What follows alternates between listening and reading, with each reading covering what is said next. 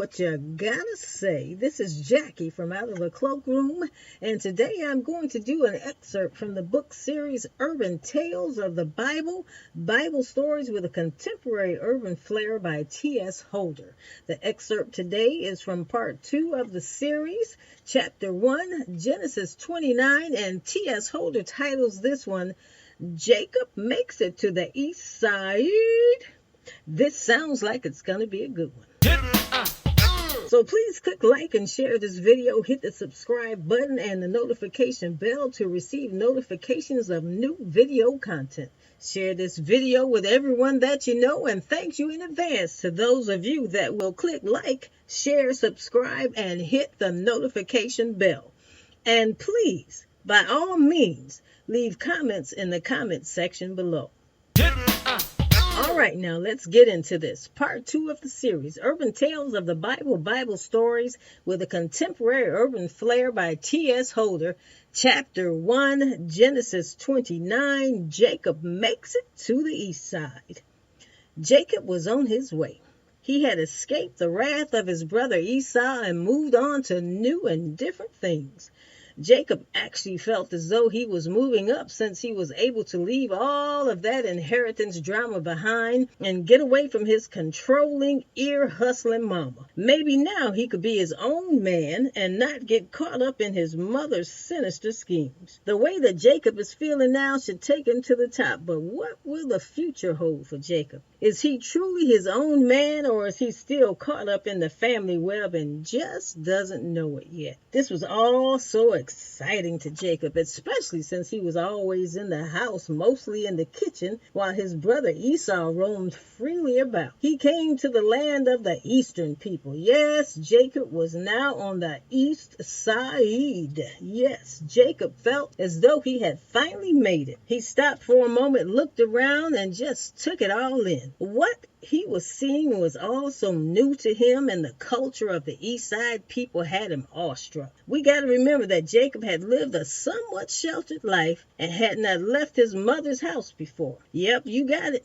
Jacob was a mama's boy. So can you imagine how he felt being in a new and different place out of the reach of his ear-hustling mama? Jacob was all in. As Jacob looked around, he saw a watering well way out there in the distance of the country, and it caught his eye. He saw 3 flocks of sheep lying near it and figured that the flocks must be watered from this well. He also noticed a large stone that was placed over the mouth of the well and thought to himself, what in the world is this all about? Later on, Jacob noticed that when all the flocks were together at the well, all of the shepherds would physically roll the large stone away from the opening of the well so that they could water their sheep. The stone was so big that all of the shepherds worked together to roll it out of the way. After they finished giving their sheep water, they would physically roll the large stone back over the opening of the well. Now Jacob thought to himself, that seems pretty dangerous. That's a huge stone. Seems like a brother could get crushed if he wasn't careful. Jacob was very curious about who these people were and what was up with that huge stone.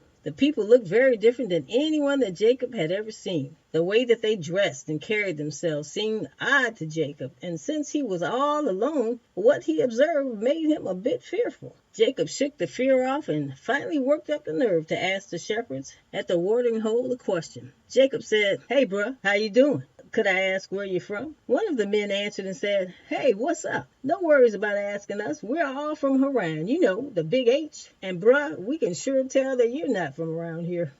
Jacob wasn't just asking random questions to make conversation. He had a purpose in his questions. Jacob thought to himself, well, this guy seemed to be pretty upfront and open to conversation. He didn't give me any static, and I didn't sense a hostile attitude or any unnecessary vibrato. I think I'll ask him another question. So once Jacob worked up the courage and said, hey, by the way, do any of you know of or have any of you heard of Laban, Nahor's son? You see, back then people were identified by their family.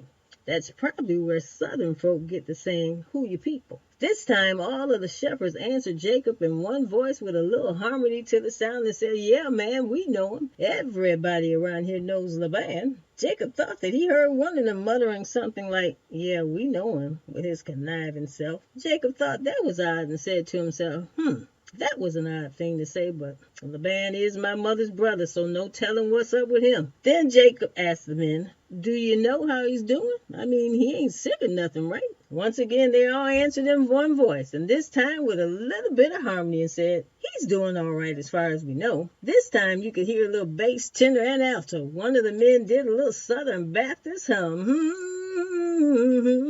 Well... And just as they finished answering Jacob, one of them turned around and said, yo, dude, look over there. Here comes Laban's daughter Rachel now. Man, you see that fine young shorty with the sheep? That's her. One thing about Laban, he may be conniving, but he got one fine daughter. Jacob said, look, man, isn't it time for all the animals to be gathered so they can be watered and then taken back to the field? Jacob obviously wanted to speak with Rachel alone and not in front of the men, which is why he asked that question. In other words, Jacob was saying, now you done served your purpose. Don't you have some work to do, like water your sheep? That is why you came here, isn't it? All of the men replied to Jacob at the same time, man, it ain't time to water no sheep. We can't water the sheep now, just like we thought. You are most def not from around here. One of the men continued to say, when all of us bring all of our sheep and we all gather here in this place in front of this well, then and only then will we put our muscles together and roll that huge stone away from the opening of the well. Then we will water the sheep and take them back to the pasture. We call it a pasture, not a field, okay? You got it now? Remember, Esau worked with the animals and Jacob was in the kitchen. So he had no earthly idea of how things worked outside of the house. He was a homeboy that loved being in the kitchen making up new food dishes to try out on his greedy brother Esau. While they were still talking and explaining to Jacob, Rachel pulled up in her high-end whip, baby, with her father's sheep. Yes, Rachel knew her way around the field, pasture. That was one shorty that knew how to handle the sheep just as well as the brothers did, and this, along with her being stunningly gorgeous, gained her a lot of respect. Rachel was a queen bee of the Big H. Child, look at here. When Jacob laid his eyes on his cousin Rachel and all of the sheep he had, yes, his cousin, because she was the daughter of his uncle Laban. Child, Jacob forgot all about what the men had just told him. And he went over to the well all by himself and pushed that stone away from the opening of the well, and he watered his uncle's sheep. Yes, he did. That was something to see. Jacob was just beside himself, showing off and all. He then went over to Rachel, and child, he kissed her. And as he kissed her, he started to cry. Yes, this grown man who had just shown up all the other men by rolling the stone by himself began to cry like a baby who was still sucking his mama's breast. I can only imagine what the other men were thinking. They didn't know whether to stomp Jacob for kissing Rachel or run because he had enough strength to roll the stone away by himself. They saw the brute force and strength that Jacob used while moving the stone by himself, but that didn't hold them back. Facts. Jacob did not know Rachel when he kissed her, and those men did not know Jacob. But yet and still, they were ready to pimp slap him. However, just as they were about to make a move, Jacob started crying. One of the shepherds said to another one, dude, what's up with him? First, he pushed that huge stone away all by himself trying to show off for Rachel. He kisses Rachel like he knows her, and then he starts crying. What kind of foolishness is this? Who is this man child? I don't know if we should even consider running up on him. He seems to be a little unstable, you know, in the head. Well, I'm going to end this portion of the excerpt right here and leave you hanging on the cliff. Do you think the men approached Jacob and beat him down for pushing up on Rachel like that? Do you think that Rachel had a famous Oscar 2022 slap on Jacob? Well, stay tuned to find out. Remember, if you enjoyed this content, hit like, share, subscribe, and hit that notification bell. When you hit that bell, you will know when I am on again for part 2 of this and other content. Please leave a comment in the comments section. You can purchase this series, Urban Tales of the Bible, Bible Stories with a Contemporary Urban Flair by T.S. Holder, Part 1, 2, and 3 on Amazon, or if you would like an autographed copy, or copies, which I personally think are better, send an email to tsholder at